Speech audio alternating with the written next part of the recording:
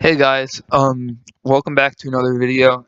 And I first wanted to start. If you like the videos with me, not doing like just my face, and you like having the game 2K in the background, put that in the comments so I know. But today we're gonna talk about Michael Porter Jr. and which team is best fit for him. Who is Michael Porter Jr.? He's a 6'10" small forward who he can do pretty much everything well, except for like ball handling. But he can score the rock at an elite rate, and he averaged 34.8 points in his in his senior year of high school, and he can also get rebounds. He got 13.8 rebounds in high school as well. He set the Metro League record, which is where he played. He's scoring 3,427 points in his high school career, and that was 1,055 points higher than the previous record holder. He also won MVP at the McDonald's game. He scored 17 points and grabbed 8 rebounds. He commit to Missouri, and he injured his back, and he's probably not going to come back for the rest of the season. So teams, I think, are in question, like, should they take him? What would the injury do? But I don't think he'll be set back too much. I think he'll just be set back a little bit. So I have two teams I think that are best fit for him. The first team is the Phoenix Suns. Michael Porter, he's 19 years old, and he's on the same timeline as Devin Booker. Like, in terms of age, they're pretty close. He can complement Booker since his size at 6'10", 210, 210 pounds. He can pretty much guard any position 1 through 5 in the NBA. The Phoenix Suns right now, they have questions at pretty much every position except for shooting guard and maybe small forward, but their small forward questions, they don't have a lot. They don't have good small forwards. In my opinion, he could run small forward, though, if they want him to. I wouldn't put him there, but he could.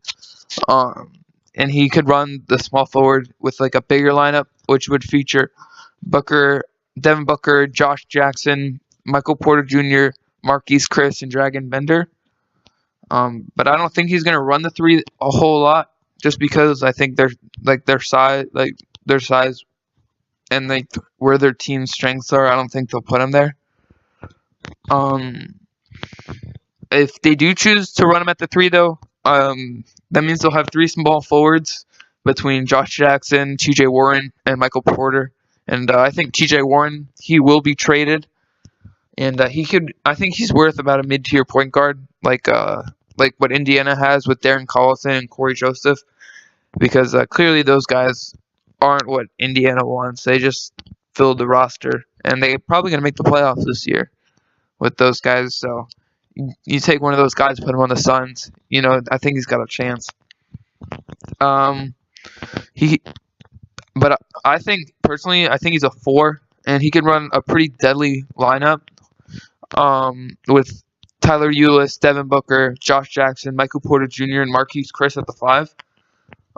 I think that is a pretty amazing squad. Like, that's a pretty good group, and that could be a pretty consistent starting 5. But my favorite part, my favorite part about having him is, since he's 6'10", he can run center at times, and he can play like a small ball 5, and that will be a deadly lineup of Tyler Ulis at the 1, Devin Booker at the 2, Josh Jackson at the 3, T.J. Warren at the 4, and Michael Porter Jr. at the 5. That's 4 shooters on the floor, and Josh Jackson, he's still working on his shot, and I think his shot, he will eventually have a shot, maybe not a 3, but like a mid-range, and that'll be a very quick push-the-floor lineup.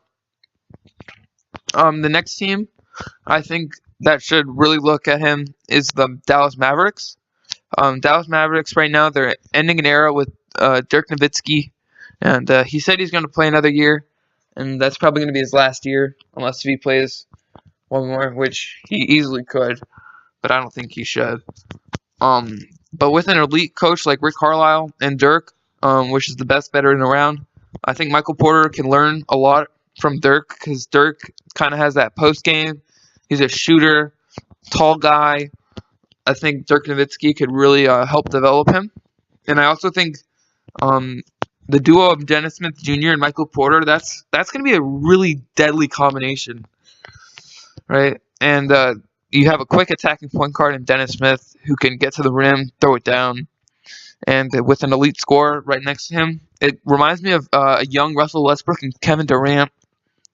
But I think the main difference in this duo is like they have Harrison Barnes, and Harrison Barnes, he's experienced, he's a champion, he knows what to do, he knows what it's like to win. And the OKC lineup, they didn't have any like winners. They had good young players, but they didn't have any winners. I think Porter on this team, I think he'd only run the 4 because they have Harrison Barnes at the 3.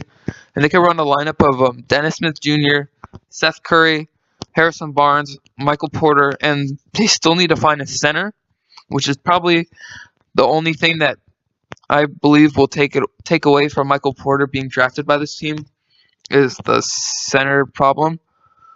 But if they do choose to go center, they could pick like a Marvin Bagley or DeAndre Ayton there. But personally, I think Michael Porter, he'll be the better player.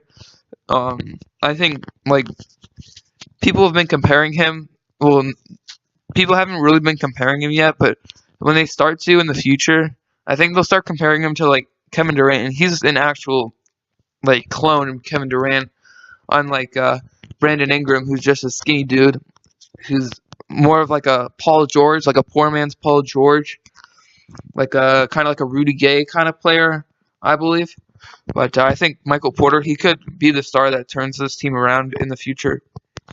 So other teams with a high draft pick, I don't think any other team would really consider taking him with that high of a pick.